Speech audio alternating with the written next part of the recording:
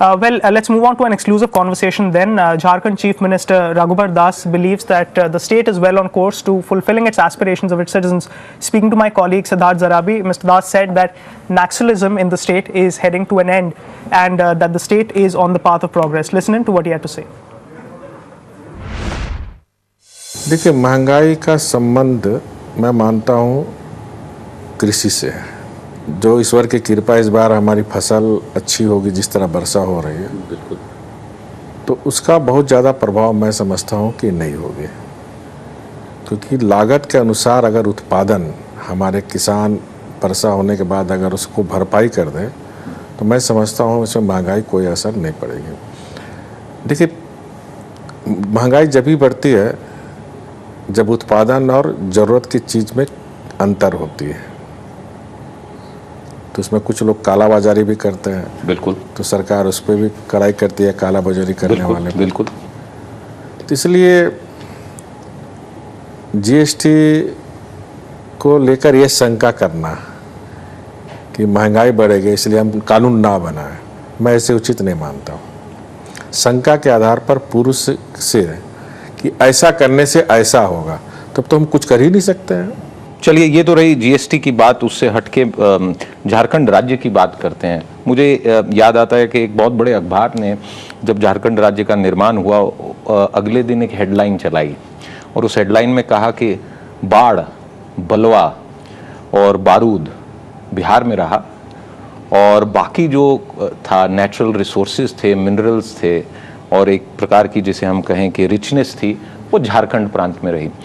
कई निवेशकों का ये मानना है कि झारखंड स्टेट से जो प्रॉमिस एक्सपेक्टेड था, जो उसकी एक कैपेबिलिटी थी, वो पूरी नहीं हो पाई है और उसका ये माना गया है कि पॉलिटिकल इंस्टेबिलिटी के कारण कहिए या सरकार में करप्शन कहिए। आज झारखंड राज्य, जब आप निवेशकों से बात करते हैं तो किस आधार पे आप ये कह सकते हैं कि झारखंड एक निवेश के लिए अच्छा स्थान है? देखिए, आपने भी कही कि राजनीतिक अस्थिरता एक कारण था, क्योंकि राजनीतिक अस्थिरता जहाँ नहीं होती है, जहाँ मिली जुली सरकार रहती है, वहाँ शासन कमज़ोर होता है। तो कमज़ोर शासन में जो नीतियाँ आपको बनानी होती है वो नीति बनाना संभव नहीं होता। कमज़ोर शासन में जो मुख्यमंत्री रहता है वो सिर्फ कुर्सी के चार पाया को बचाने में लगा रहता है। पहली बार 14 वर्ष के बाद आदरणीय प्रधानमंत्री जी के आह्वान में झारखंड की जनता ने, हमारे प्रधानमंत्री जी ने झारखंड की जनता से आह्वान किए थे कि आप हमें पूर्ण बहुमत दो, मैं संपूर्ण विकास करूंगा। तो आज झारखंड हमारे आदरणीय प्रधानमंत्री जी के मार्गदर्शन में झारखंड जो जनता से वादा किया था, उसकी वादा को, उसकी आकांक्षाएं को, उसकी आशा को पूरा करने में पूरी झारखंड सरकार एक टीम वर्क के तहत काम कर रही है। और यही कारण है कि जो 15-16 महीने पहले जो झारखंड ई डूइंग बिजनेस में 29वां स्थान था, वो झारखंड 3रा स्थान में है। मैं मानता हूँ कि दुनिया में कोई ऐसा काम नहीं है जो नहीं हो सकता, बस ज़रूरत है नीति ठीक होनी चाहिए और नीयत ठीक होनी चाहिए। तो हमारी सरकार की नीयत भी ठीक है, नीति भी ठीक है और इसीलिए काफ़ी निवेशक झारखंड की ओर आकर्षित हो रहा है, क्योंकि हमारा जो भी नीति वो पारदर्शी है, single window system, online system, और जो हमारे प्रधानमंत्री जी का जोर रहता, आईटी का प्रयोग अधिक से अधिक करो ताकि जनता को सुविधा मिले, चाहे वो ई लर्निंग हो, चाहे टेलीमेडिसिन हो। और इसी को ध्यान में रखकर हम लोग ने बेंगलोर में सिस्को जैसी संस्था, ओरेकल जैसी संस्था और आज एचपी जैसी संस्था से हमने एमओयू किया ताकि हमारे स्टूडेंट, कॉलेज या फिर स्किल्ड झारखंड बनाने में ऐसी संस्थाओं का उपयोग करके हम काम कर सकें। दो बातें इससे जो जुड़ी हुई हैं, जो निवेश के लिए एक माहौल की जो आपने बात की, एक आपने शासन और प्रशासनिक व्यवस्था की बात की और उसमें जो सुधार हुआ है। मैं जब बातचीत करता हूँ और मेरा भी आना जाना राज्य में रहा है झारखंड के, दो बातें निकल के आती हैं। एक नक्सलवाद, दूसरा पिछड़ापन जो संथाल परगना जैसा जो क्षेत्र है उसमें काफ़ी है। इसको जब मिला के देखा जाता है तो निवेशक केवल सड़क की बात से नहीं प्रेरित होता है, वो ये देखता है कि कितने एयरपोर्ट हैं। तो जैसे रांची में एयरपोर्ट है, पर मैंने देखा है कि प्रांत में और भी 2-3 प्रस्ताव थे, काफ़ी समय से कोई प्रोग्रेस नहीं हुआ है। तो नक्सलवाद और जो इंफ्रास्ट्रक्चर की स्थिति है उसके बारे में क्या कर रही है सरकार?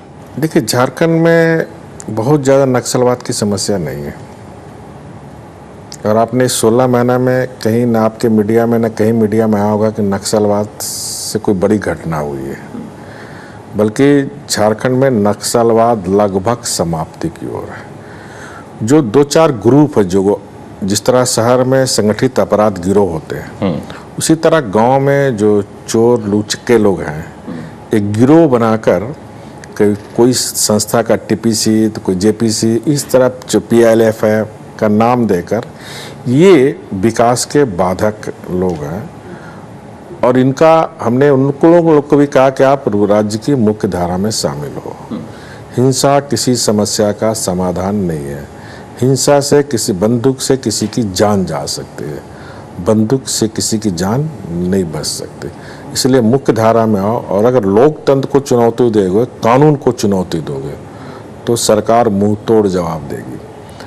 और हमारी पुलिस लगातार कानून व्यवस्था की स्थिति के लिए, चाहे वो ग्रामीण क्षेत्र हो चाहे शहरी क्षेत्र हो, दबिश कर रही है, जिसके कारण काफ़ी लोग मारे गए हैं, काफ़ी लोग सरेंडर किए। अभी 1 सप्ताह पहले ही 25 लाख का इनामी उग्रवादी संस्था के जनता भी गोलबंद हो रही है, क्योंकि विकास को ही अवरुद्ध कर रहे हैं, लेवी मांग रहे हैं, किसी स्कूल को उड़ा दे रहे हैं।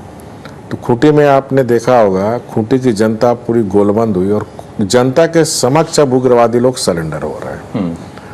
तो इन 16-17 महीनों में कोई ऐसी आपने कानून व्यवस्था को लेकर झारखंड या फिर भ्रष्टाचार को लेकर ना किसी टीवी में आया, ना किसी समाचार पत्र में आया।